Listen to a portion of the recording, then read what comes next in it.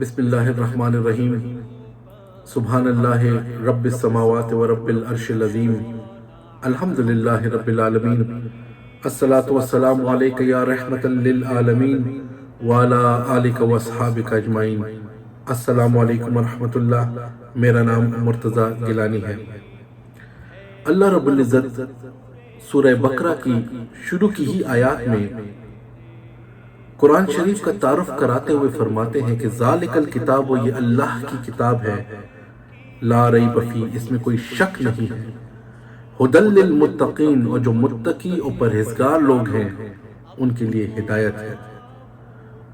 تو اس قرآن کریم کے اندر جو اللہ تعالیٰ کی ہدایت ہے یہ انہی لوگوں کو نصیب ہوتی ہے کہ جو لوگ متقی اور پرہیزگار ہیں۔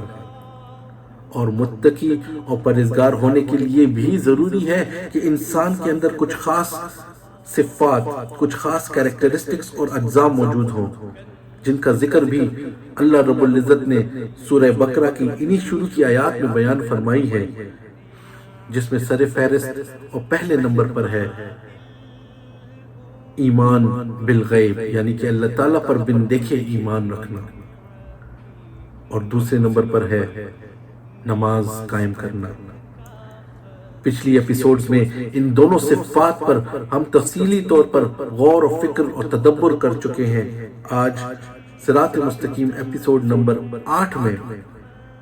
اپنے غور و فکر اور تدبر کے سلسلے کو آگے بڑھاتے ہوئے ہم اس تیسری صفت کے اوپر تدبر کریں گے جس کا ہونا انسان کے اندر انتہائی ضروری ہے، تبھی جا کر انسان جو ہے وہ اللہ تعالیٰ کا ایک متقی اور پرہیزگار بندہ بن سکتا ہے۔ اور یاد رکھیے کہ جب انسان اللہ تعالیٰ کا متقی اور پرہیزگار بندہ بنے گا تو تب ہی انسان کو جو ہے اس قرآن شریف کے اندر جو اللہ تعالیٰ کی ہدایت ہے وہ انسان کو نصیب ہوگی، اور جس شخص کو اللہ تعالیٰ کی ہدایت نصیب ہو گئی تو وہ شخص اصل میں کامیاب ہو گیا اور بامراد ہو گیا۔ تو یہ جو تیسری صفت ہے متقی اور پرہیزگار ہونے کے لیے، اس کا ذکر بھی سورہ بقرہ کی انہی شروع کی آیات میں اللہ تعالیٰ نے بیان فرمائی ہے، اور وہ تیسری صفت، وہ خاص صفت یہ ہے کہ اللہ تعالیٰ انسان کو جو رزق عطا فرماتا ہے اور جو مال عطا فرماتا ہے اس میں سے خرچ کرنا۔ یہاں پر ذہنوں میں یہ سوال بھی پیدا ہوتا ہے، یہ ایک باریک نکتہ بھی اٹھتا ہے کہ انسان کو جو اللہ تعالیٰ یہ رزق دیتا ہے اور جو مال دیتا ہے اس کو خرچ کرنے سے انسان کیوں اور کیسے پرہیزگار ہوتا ہے؟ تو اس بات کو سمجھنے کے لیے ضروری ہے کہ انسان اس بات کو سمجھے کہ جو حب الدنیا ہے، جو دنیا کی محبت اور جو دنیا کی جو چاہت ہے، اس کا جو سب سے بڑا سمبل جو ہے اور سب سے بڑا جو بت ہے وہ حب المال ہے، مال کے ساتھ محبت اور مال کی چاہت۔ وَتُحِبُّونَ الْمَالَ حُبًّا جَمًّا، اللہ تعالیٰ فرماتے ہیں انسان سے مخاطب ہو کر کہ تم مال و دولت سے بے انتہا محبت رکھتے ہو۔ تو جب تک انسان اس مال کی چاہت کے بت کو، اس مال سے محبت کے بت کو توڑے گا نہیں، تب تک انسان جو ہے وہ متقی اور پرہیزگار بندہ نہیں بن سکتا، کیونکہ جب بت ٹوٹے گا تو تبھی انسان اللہ تعالیٰ پر توکل کرے گا، اور جب انسان اللہ تعالیٰ پر توکل کرے گا تو اس عقیدے کا کاربند ہو جائے گا کہ ان اللہ یرزق من یشاء بغیر حساب، کہ بے شک اللہ تعالیٰ ہی ہے جسے چاہتا ہے بے حساب رزق عطا فرماتا ہے۔ تو جب انسان اللہ تعالیٰ پر اگر وہ توکل نہیں کرے گا اور اس عقیدے کا کاربند نہیں ہوگا تو اس کے دل میں جو مال و محبت کی جو چاہت ہے اور مال و محبت کی جو حرص ہے اس میں دن بدن اضافہ ہوتا چلا جائے گا، اور وہ اتنا ہی اللہ تعالیٰ سے اور صراط مستقیم سے دور ہوتا چلا جائے گا اور گمراہی کی اندھیروں میں بھٹکتا چلا جائے گا۔ اور یاد رکھیے کہ جو گمراہی کے جو یہ راستہ ہے یہ انسان کو دوزخ کی طرف لے جاتی ہے۔ اللہ رب العزت قرآن شریف میں فرماتے ہیں اعلموا انما الحیات الدنیا لعب ولہو وزینۃ، کہ جان لو کہ دنیا کی زندگی محض کھیل اور تماشا ہے اور ظاہری آرائش ہے۔ وتفاخر بینکم وتکاثر فی الاموال والاولاد، اور آپس میں فخر اور خود ستائی ہے اور ایک دوسرے پر مال و اولاد میں زیادتی کی طلب ہے۔ تو جس شخص کو دیکھو وہ مال و دولت کے پیچھے دوڑ رہا ہے کہ کیسے دن بدن اس میں اضافہ ہوتا چلا جائے۔ جس شخص کے پاس بہت مال بھی ہو، بہت مالدار بھی ہو، وہ بھی اسی جدوجہد میں لگا ہوا ہے دن رات کہ اس کے مال میں اور کیسے اضافہ ہوتا چلا جائے۔ جس شخص کے 4-5 بیٹے ہو، اس کا سینہ جو ہے اتنا ہی فخر، غرور اور تکبر سے چوڑا ہوتا چلا جاتا ہے۔ لیکن اللہ رب العزت تو فرماتے ہیں کہ یہ دنیا کی زندگی جو ہے یہ تو محض ایک کھیل اور ایک تماشا ہی ہے، اور یہ عارضی زندگی ہے، اور یہ جو مال اور دولت ہے یہ تو اس دنیا کی ہی زینتیں ہیں اور اس دنیا میں ہی رہ جانے والی ہیں۔ اللہ رب العزت سورہ کہف میں بھی فرماتے ہیں کہ المال والبنون زینت الحیات الدنیا، کے مال و اولاد تو صرف دنیاوی زندگی کی ہی زینتیں ہیں، لیکن وہ اصل چیز کیا ہے جو کہ انسان کے کام آنے والی ہے؟ وہ پائیدار چیز کیا ہے جو کہ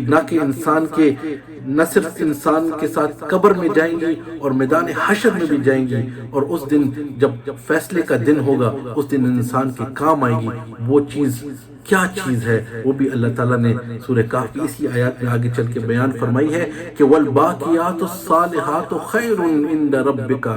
ثَوَابًا وَخَيْرٌ عَمَالًا، کہ حقیقت میں باقی رہنے والی تو صرف یہ نیکیاں ہیں جو آپ کے رب کے نزدیک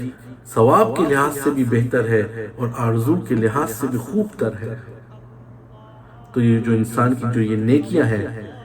یہ انسان کے ساتھ قبر میں بھی ہوں گی اور میدان حشر میں بھی ہوں گی، جس دن ہم اللہ کے حضور سر تسلیم خم ہوں گے اور اللہ تعالیٰ سے گر گرا کر التجا کریں گے کہ اے اللہ ہمارے گناہ بخش دے، تو اس دن جو چیز کام آنے والی ہے وہ یہ نیکیاں ہی ہیں۔ رسول اللہ صلی اللہ علیہ وآلہ وسلم نے فرمایا ہے کہ موت کے بعد جو چیز انسان کے ساتھ قبر میں جاتی ہے وہ انسان کی جو ہے یہ اعمال ہیں، اور انسان کی جو یہ مال اور جو رشتہ دار ہیں یہ باہر ہی رہ جانے والی ہیں۔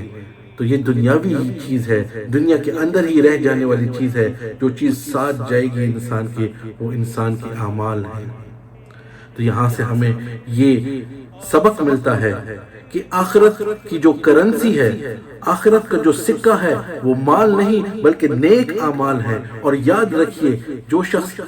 اللہ کی راہ میں جب خرچ کرتا ہے اور اللہ تعالیٰ اس کو جو رزق عطا فرماتا ہے، جب انسان وہ خرچ کرتا ہے تو حقیقت میں انویسٹمنٹ کرتا ہے، جس کا ریٹرن اور جس کا جو منافع ہے وہ انسان کو قیامت والے دن ملے گا۔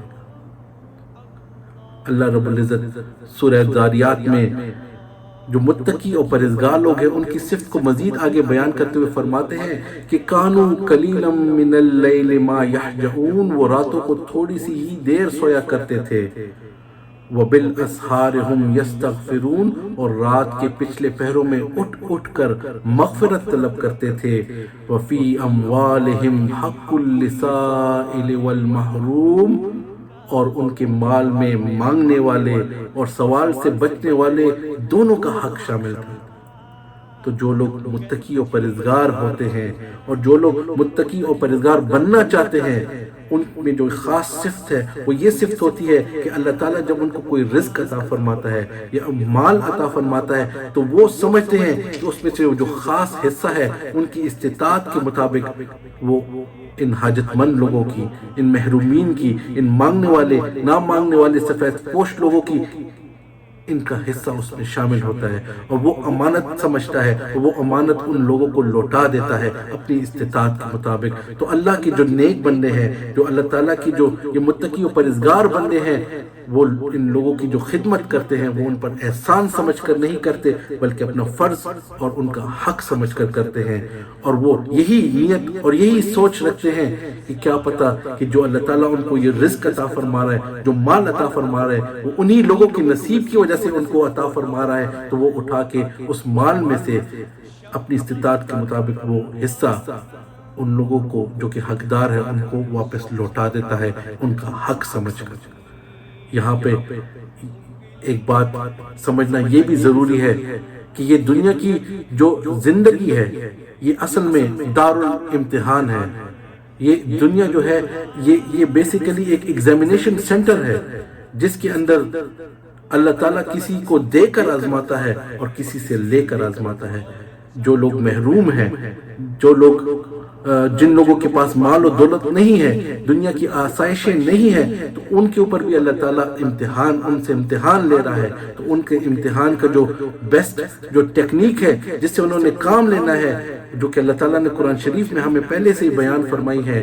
کہ وہ صبر اور نماز سے قائم لیں گے. لیکن جن لوگوں کو اللہ تعالیٰ نے مال اور رزق عطا فرمایا ہے تو یہ ان کی رسپانسبلٹی ہے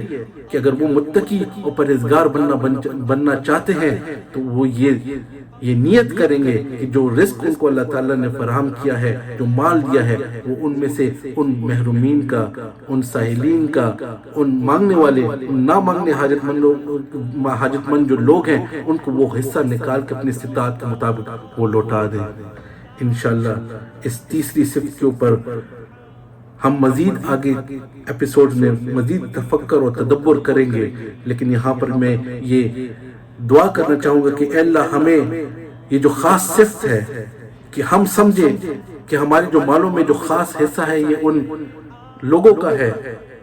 جو کہ مانگنے والے بھی ہیں اور جو کہ نہ مانگنے والے بھی ہیں. تو ہمیں وہ توفیق دے، وہ قوت دے کہ ہم ان کو وہ چیزیں، وہ جو مال ہے، وہ رزق کا جو حصہ ہے خاص جو امانتاً ہمارے مالوں میں ہے، ہم ان کو وہ واپس لوٹا دیں. وما علینا الا البلاغ المبین.